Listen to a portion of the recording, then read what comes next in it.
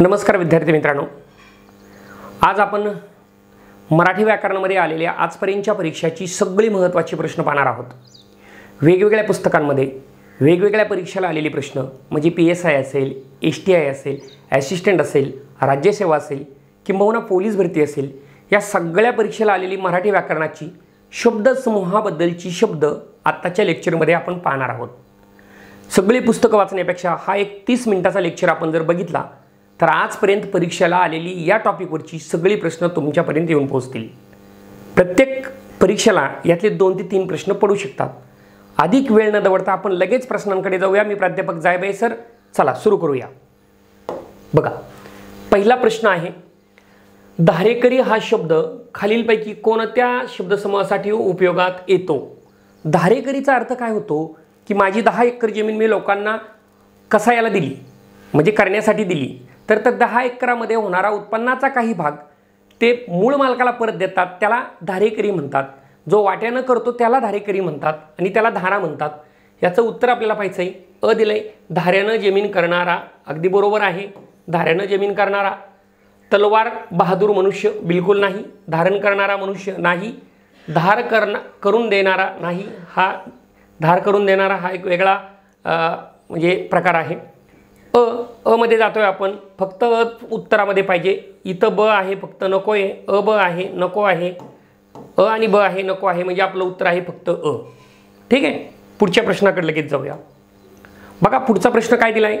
पुढचा प्रश्न आहे, कधीही जिंकला न जाणारा, ज्याला कोणीही जिंकू शकत नाही, कधीही जिंकला न जाणारा, म्हणजे बघा जो कधीही मरत नाही त्याला आपण अमर म्हणतो, पण या प्रश्नाचं उत्तर हे नाही आहे।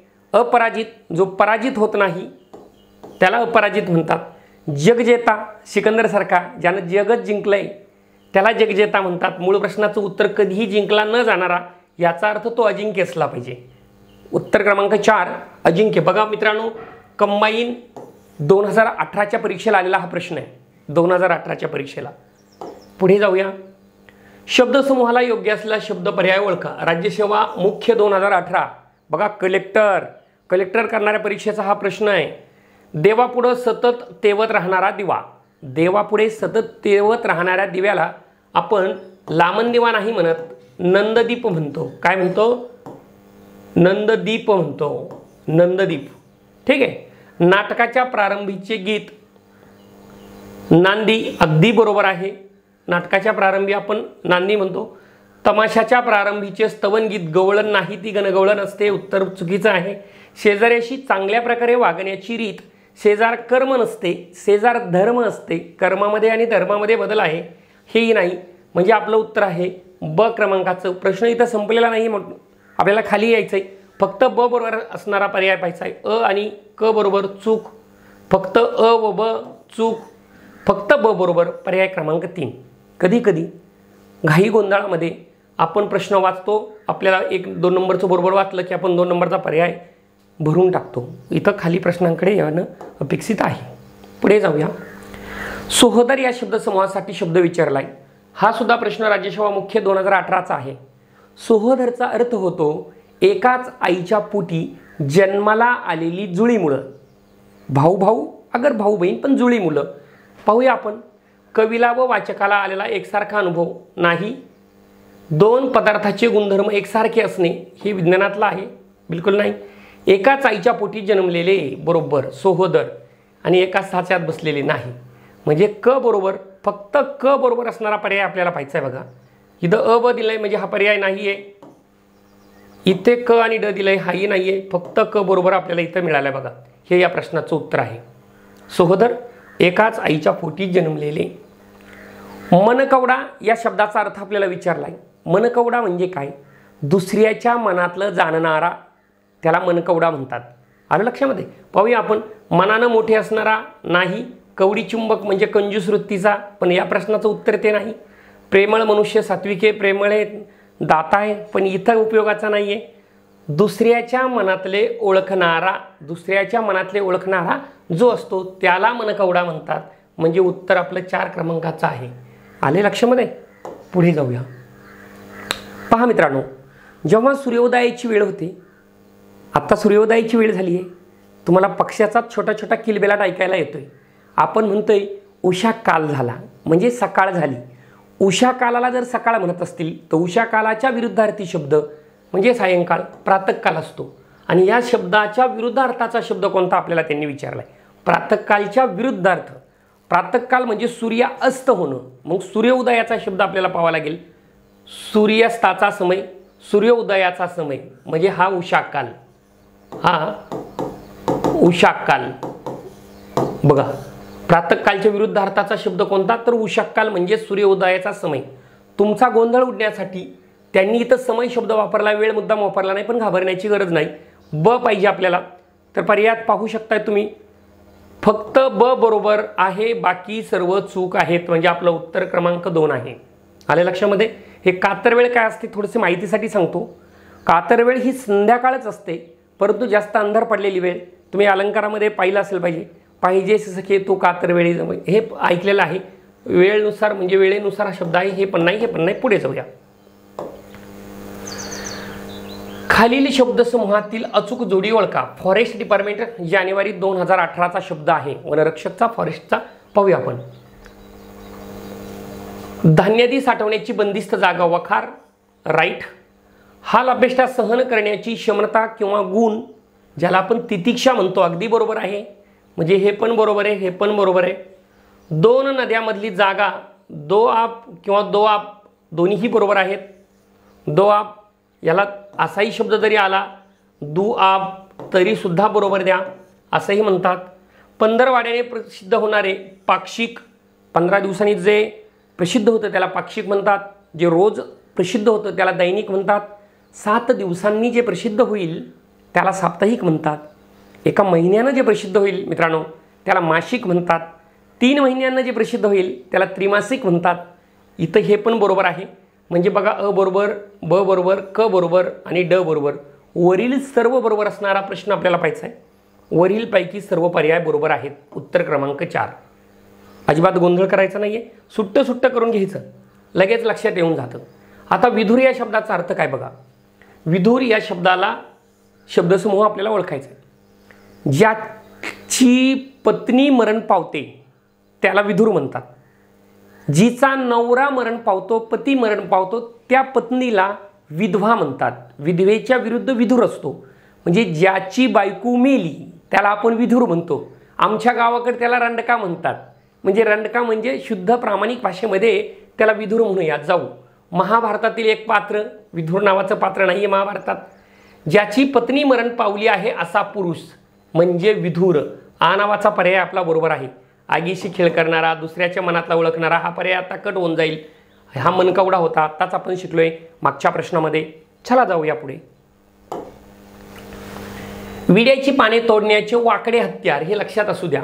विड्याची पाने तोडण्याचे वाकडे हत्यार. या विड्याची पानं तोडण्यासाठी एक धारदार असं हत्यार असतं बघा, तुम्ही पाहिलं असेल. तर त्याला काय म्हणतात. विड्याची पाने तोडण्याच्या हत्याराला नारकत म्हणतात. आता दुसरे पर्याय का नाही तर बघा हे नाबदार, हे नालकी आणि नायटा हा रोगाचा प्रकार आहे. चला पुढे जाऊया. ज्याने पुष्कळ ऐकले व वाचले आहे. महत्त्वाचे शब्द आहेत ऐकले आणि वाचले आहे त्याला काय म्हणतात. आता पाहू इथं काय काय दिले त्यांनी. ज्ञानी दिले. ज्याला भरपूर माहिती आहे त्याला ज्ञानी म्हणू शकतो, पण ऐकले आणि वाचले हे लक्षात असू द्या. पुढे पंडित एखाद्या विषयामध्ये निष्णांत आहे, खूप सारी माहिती त्याला आहे. धर्मशास्त्राची माहिती आपण त्याला धर्मपंडित म्हणतो, बरोबर. हां, पंडित नाही. विद्वान म्हणजे काय. जो तत्ववेत्ता आहे, ज्याच्याकडे प्रचंड ज्ञान आहे त्याला आपण विद्वान म्हणतो. पण आपल्याला इथं ऐकले महत्त्वाचे आहे. बहु म्हणजे खूप आणि श्रुत म्हणजे श्रवण करणारा, श्राव्य असणारे त्याला श्रुत म्हणतो. म्हणजे बहुश्रुत, ज्यानं पुष्कळ ऐकले आहे त्याला बहुश्रुत म्हणायचं. उत्तर क्रमांक 4. चला पुढे बघा. 2 नद्यामधली जागा विचारले तुम्हाला. 2 नद्यामधली जागा. हा बघा 2 नद्यामधल्या प्रदेशाला काय म्हणतात. 2 नद्यामधल्या प्रदेशाला तुम्ही बेट म्हणतात, पण प्रामाणिक भाषेमध्ये त्याला दुआब म्हटलं जातं. आता बाकीचे पर्याय का नाहीत. इथं हा एक महत्त्वाचा प्रश्न. या शब्दावर पण अनेक वेळेस प्रश्न आलेत. आत्ताचं उत्तर नाही आपलं ते. हे पण नाही, हे पण नाही, हे नाही. का नाही ते पण सांगतो. द्विज म्हणजे दोनदा जन्मलेला. द्विज म्हणजे पक्षी सुद्धा आहे. त्याला पक्षी म्हणतो आणि द्विज आपण ब्राह्मणाला पण म्हणतो. बघा, ब्राह्मण म्हणजे दोनदा जन्मलेला म्हणजे द्विज, पक्षी म्हणजे द्विज आणि ब्राह्मण म्हणजे द्विज. पण आपल्याला दोन नद्यामधली जागा दिली, द्विजचा संबंध येत नाही आहे. पाहूया, पुढे जाऊया. द्वीपकल्प म्हणजे काय? ज्या बेटाच्या तिन्ही बाजूनं पाणी असतं. किती बाजूनं? तिन्ही बाजूनं पाणी असतं. आता भारतीय द्वीपकल्प पाहतो आपण की हिमालयाच्या वरनं आपल्याला पाणी नाही आहे, हिमालयाच्या बाजूनं पर्वतरांगा आहे, परंतु इकडं अरबी समुद्र, बंगालचा महासागर माहिती तुम्हाला, आणि खाली सुद्धा हिंदी महासागर, असे तिन्ही बाजूनं पाणी म्हणून आपण भारताच्या नक्षशाला द्वीपकल्प म्हणतो. तिन्ही बाजूनं पाणी असलेला, याचं उत्तर द्वीपकल्प नाही. तिठा म्हणजे काय? जिथे इकडनं येणारा रस्ता, इकडनं येणारा रस्ता आणि इकडनं येणारा रस्ता एकत्र येतात, तीन रस्ते एकत्र येण्याची जागा जी असते ना, त्याला तिठा म्हणतात. या प्रश्नाचं मूळ उत्तर दुआब आहे. पुढे जाऊया. इथं खूप थोडासा कन्फ्युजन करणारा प्रश्न आहे, कारण तो तेवढ्या मोठ्या परीक्षेला आलाय. तो राज्यसेवेला आलेला प्रश्न आहे 2017च्या. कसा कन्फ्यूज करतोय बघा. बातमी सांगणारा या शब्दसमूहासाठी वापरला जाणारा एक शब्दसमूह तुम्हाला निवडायचा आहे. मुळात ह्या थोड्याशा बारकाव्याच्या गोष्टी लक्षात घ्या. बातमीदार कुणाला म्हणतात? जो बातमीचं कलेक्शन करून आणतो तो बातमीदार असतो. जो बातमी सांगतो म्हणजे तो निवेदन करतो, त्याच्याकडे निवेदन कौशल्य असतं, त्याला निवेदक म्हणतात. प्रश्न आहे, बातमी सांगणारा शब्दसमूहासाठी वापरला जाणारा शब्द. अजय एक चांगला वार्ताहर आहे. हा पत्रकार होतोय, सांगत नाहीये, फक्त बातम्या जमा करतोय. रमेश सकाळ वर्तमानपत्रासाठी बातमीदार म्हणून काम करतो. इथं बातमी सांगणारा बातमीदार आले, पण प्रश्नामध्ये कुठल्याही एखाद्या वर्तमानपत्राचा रेफरन्स नाही आणि इथं सकाळ नाव आले, म्हणजे आपल्या प्रश्नाचं उत्तर असू शकत नाही. हे सुद्धा आपल्या प्रश्नाचं उत्तर असू शकत नाही. उमेश हा ABP माझा वृत्तवाहिनीचा, ABP माझा एक प्रॉपर नाव आले, नाही आहे, आपलं उत्तर नाही आहे. महेश हा नामांकित वृत्तनिवेदक नाही, ते वृत्तनिवेदक आहे. नामांकित वृत्तनिवेदक आहे. बातमी सांगणारा आहे, बातमी सांगणारा वृत्तनिवेदक असतो. म्हणून आपलं उत्तर पर्याय क्रमांक 4 असेल. चला पुढे जाऊया. आधी जन्मलेल्याला काय म्हणतात?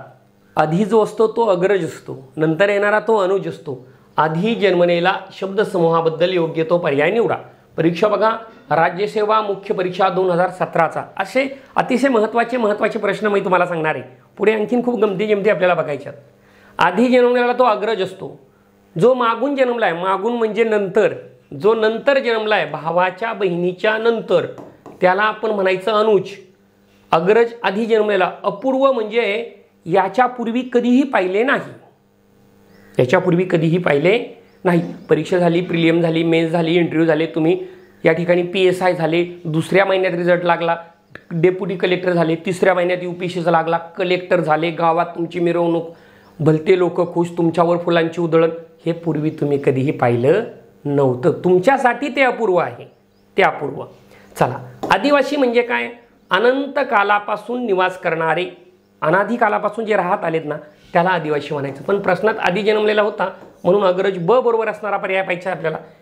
कधी कधी काय होतं बघा अशा प्रश्नात, गंमत अशी होते, तुम्ही हा प्रश्न वाचता, पर्याय क्रमांक 1 अनुज, नंतर अग्रज, अरे 2 नंबर टाकला ब्लॉक करून, 2 नंबरचा पर्याय. पण इथं प्रश्नात 2 नंबर आहे का बघा, फक्त बरोबर असणार आहे, इथे 1 नंबरला आहे म्हणून उत्तर नंबर 1 तुमचं बरोबर येणार आहे. ह्या छोट्याशा गोष्टी आहेत, पण एक तुम्हाला 1 वर्षाची घोडदौड करायला लावू शकतात.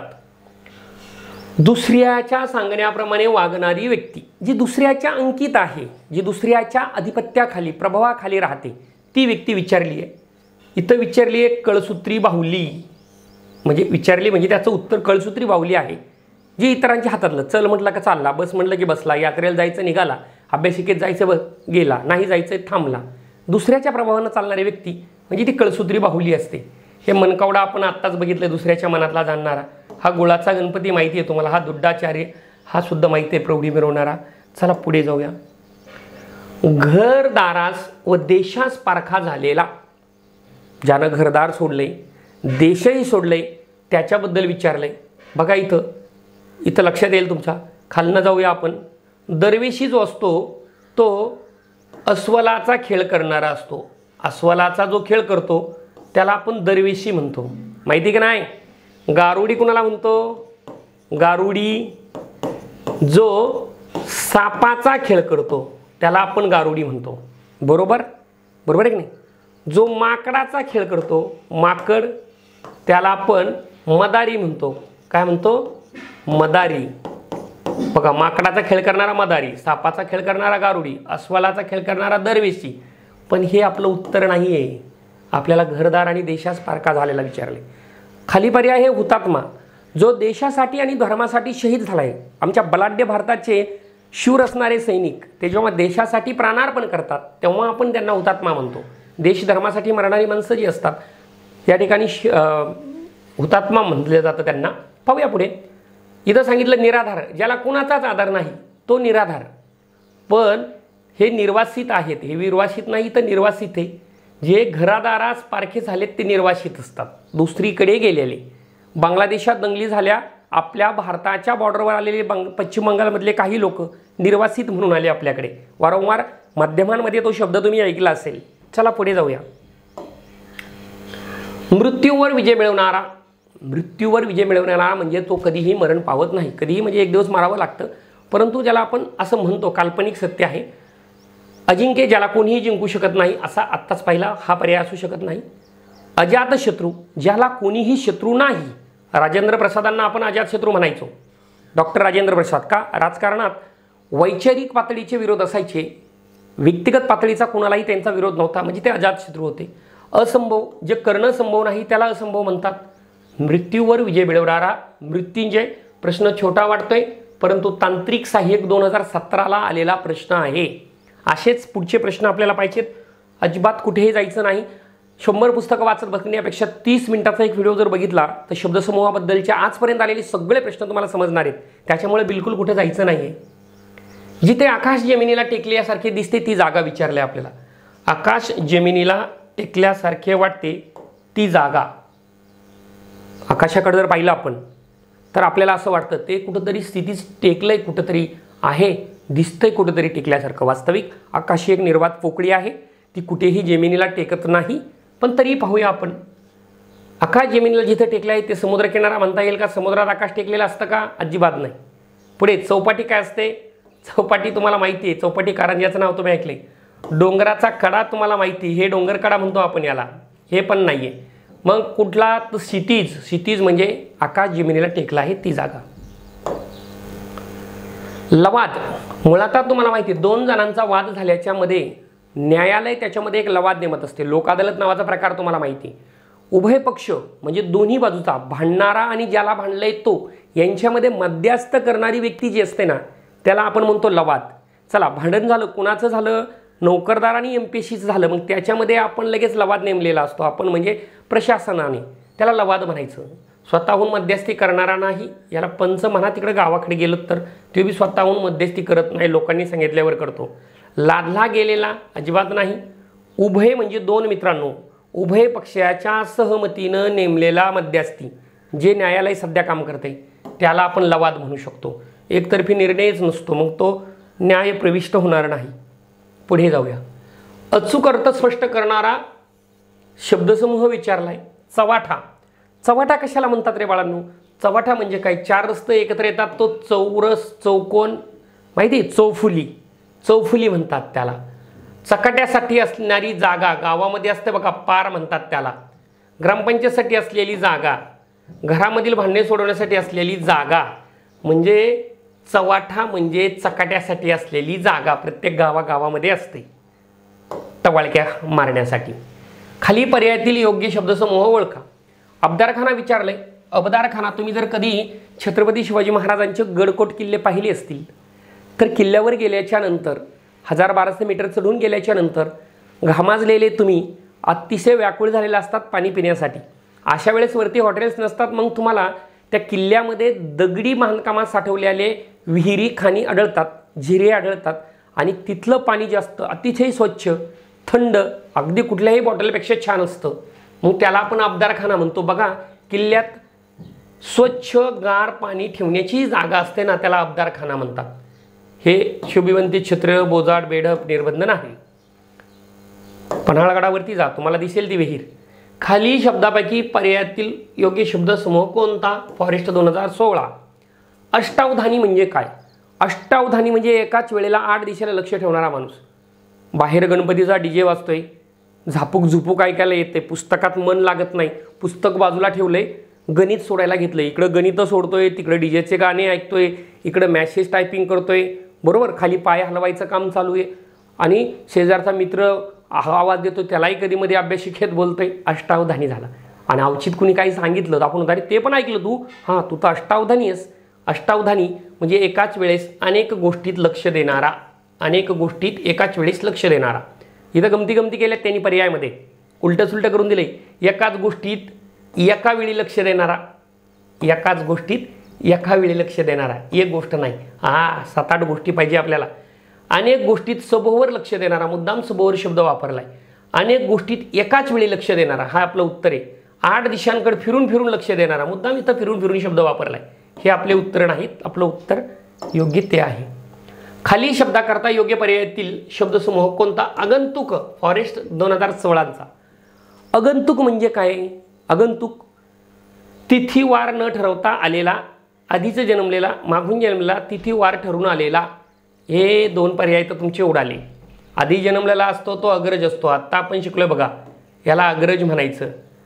आणि त्याच्यानंतर मागून जन्मलेला जो आहे तोही आपण आत्ता शिकलोय, पाहिलेलं आहे तुम्ही, ते अनुज म्हणतात त्याला. बघा, आगंतुक म्हणजे तिथीवार न ठरवता आलेला, अचानक आलेला पाहुणा, आगंतुक पाहुणा म्हणतात त्याला. आणि जो तिथीवार ठरून येतो तो निमंत्रित पाहुणा असतो. पुढे जाऊया. सिनेमेचा कथा लिहिणारा, डिपार्टमेंटल असिस्टंट 2016चा प्रश्न आहे. जो सिनेमाच्या कथा लिहितो त्याला काय म्हणतात? लेखक हा कथा कादंबऱ्या लिहितो. कथा कादंबऱ्या पुस्तक लिहिणाऱ्याला तुम्ही लेखक म्हणू शकता. वेगवेगळे कथा कादंबऱ्या तुम्हाला माहिती आहे, आनंद यादवांची झोंबी, ते त्या कथेचे लेखक झाले. इकडे बघा, नाटककार, नाटककार नाटके लिहिणारा जो असतो. इथं आलंय सिनेमा म्हणजे चित्रपट, पर्यायात आलंय नाटक, म्हणजे आपलं उत्तर नाही. थोडंसं जरासा आपण लक्ष दिलं पाहिजे. कथाकार हे कथेकरी असतो, जो कथा रचतो त्याला कथेकार म्हणतात, सिनेमाच्या नाही. ज्यानं सिनेमाची पटकथा उलगडून दाखवली, लिहिली आहे, त्याला पटकथा लेखक म्हणतात. म्हणून उत्तर क्रमांक 4. सिनेमामध्ये एक कथा असते, एक सिक्वेन्स त्याला असते. पुढे जाऊया. निशाचर म्हणजे काय? इथं शब्दाचा अर्थ तुम्हाला माहीत पाहिजे. निशा म्हणजे यामिनी, रात्र, आहे की नाही. जो चर म्हणजे चालणारा, जो रात्री चालतो, रात्री फिरतो, रात्री भटकतो, त्याला निशाचर म्हणतात. दान धर्म करणारा दानशूर असतो. एकाच वेळी अनेक गोष्टीचा नाद करणारा, रात्री फिरणारा, आलं उत्तर आपलं. अपत्य नसणारा निपुत्रिक असतो, आलं लक्षात. पुढे जाऊया. दुसऱ्याला अंकित असणारा, या शब्दसमूहासाठी खाली दिलेल्या शब्दसमूहातील लागू पडणाऱ्या शब्दसमूहाचा अचूक पर्याय निवडा. काही विशेष नाही आहे, एवढंच लक्षात ठेवा. तिकडे तुम्हाला शब्द जंजाल आहे, बाकी विशेष काही नाही. ASO मेन 2016साठी आलेला तो प्रश्न आहे. बघा, दुसऱ्याला अंकित असणारा म्हणजे दुसऱ्याच्या प्रभावाखाली राहणारा. मी आत्ताच तुम्हाला ती गोष्ट सांगितलेली आहे. त्यांनी पर्याय दिला आहे पाताळयंत्री, बोके संन्यासी, ताटाखालचे मांजर आणि उंटावरचा शहाणा. जे नाहीत ते एकदा बाजूला करून घेऊया सगळेची सगळे. पहा, पर्याय क्रमांक 1 दिलाय त्यांनी, पाताळयंत्री कटकारस्थान करणारा माणूस असतो. इथे बोके संन्यासी अजिबात नाही, सोचवे खाके बिल्ली चले हजको. उंटावरचा शहाणा मूर्ख मनुष्य. मग उत्तर उरते ताटाखालचे मांजर म्हणजे दुसऱ्याला अंकित राहणारा, म्हणजेच मित्रांनो कळसूत्री बाहुली. आत्ता तुम्ही पाहून गेलात. चला पुढे जाऊया. पर्याय उत्तरातून शब्दसमूहाला एक शब्द सुचवा. मोफत, कोरडा, कोरडा शब्द IMP आहे. शिधा मिळवण्याचे ठिकाण कोणते? डिपार्टमेंटल PSI 2016चा प्रश्न आहे. कोरडा शिधा. अन्न क्षेत्रामध्ये अन्न मिळतं पण कोरडंच असतं असं काही नाही. धर्मक्षेत्रामध्ये फक्त संबंधित धर्माच्या लोकाला अन्न मिळतं, त्याला धर्मक्षेत्र म्हणतो. ज्याला आपण आश्रमशाळा वगैरे म्हणतो, धर्मशाळा म्हणतो, तीर्थक्षेत्राच्या ठिकाणी पाहायला मिळतील. अन्नकूट म्हणजे पूर्वीच्या काळी साधू संतांच्या काही कुटी असायच्या आणि ते मोठ्या प्रमाणात दानधर्म करायचे, त्याला अन्नकूट म्हटल्या जायचं पूर्वी, ऐतिहासिक. आणि सदावर्त आपल्या प्रश्नाचं उत्तर आहे. सदावर्त म्हणजे मोफत कोरडा शिधा मिळण्याचे ठिकाण, त्याला आपण सदावर्त म्हणतो. आलं लक्षामध्ये. चला पुढे जाऊया. दक्षिण समुद्राच्या जवळच्या सेतूपासून हिमालयापर्यंतच्या शब्दसमूहाला काय म्हणतात? बघा, हिमालयापासून तर कन्याकुमारीपर्यंत काय म्हणतात? तुम्हाला माहिती आहे की खाली हिंदी महासागर आणि तिथे केरळ तमिळनाडूच्या बॉर्डरवर सेतू नावाची संकल्पना रामायणामध्ये होती. म्हणजे तिथपासून सेतूपासून तर आपल्या भारताचं शेवटचं टोक हिमालयापर्यंतचा जो भाग आहे ना, त्याला असेतू हिमालय म्हणतात. इथं दिले असेतू हिमालय. समुद्र मंथन म्हणजे समुद्रामध्ये प्रवास करणं. परिक्रमा म्हणजे एखाद्या देशाला पूर्ण फिरून येणं, त्याला नर्मदा परिक्रमा वगैरे पाहताय तुम्ही, नदी जशी गेली तसे जाणे. आणि हिमसरोवर म्हणजे बर्फाचं तलाव. आपल्या प्रश्नाचं उत्तर हे आहे. पुढील शब्दसमूहाच्या अर्थाचा पर्याय निवडा. चांदणे असलेला पन्नरवाडा. कृषी विभाग कृषी सेवा 2016चा प्रश्न आहे. चांदणे असणारा पंधरवाडा. चांदणे म्हणजे ज्योत्स्ना, त्याला तुम्ही चांदण्या म्हणता, कौमुदी म्हणता. आणि तो ज्यावेळेस चांदण्याचा पंधरवाडा असतो म्हणजे आमोशापासूनचा पौर्णिमेपर्यंतचा जो कालावधी असतो, तो जो असतो तो शुक्ल पक्ष असतो. आलं लक्षामध्ये? चांदण्या रात्रीचा पंधरवाडा असतो. पुढे पर्याय दिले होते. जलचर, पाण्यात असणारा. उभयचर, पाणी आणि जमिनीवर असणारा. चराचर, चराचर सृष्टीत फिरणारा. चराचर. धन्यवाद मित्रांनो. असेच नवीन नवीन व्हिडिओ पाहण्यासाठी आमच्या चॅनलला लाईक करा, सबस्क्राईब करा, आवडला असेल तर करा. आणि पुढच्या लेक्चरमध्ये असेच आजपर्यंतच्या आलेल्या परीक्षाची सगळे प्रश्न आपण पाहणार आहोत. पुन्हा भेटूया याच चॅनलवरती जाबे सरांसोबत. जय हिंद.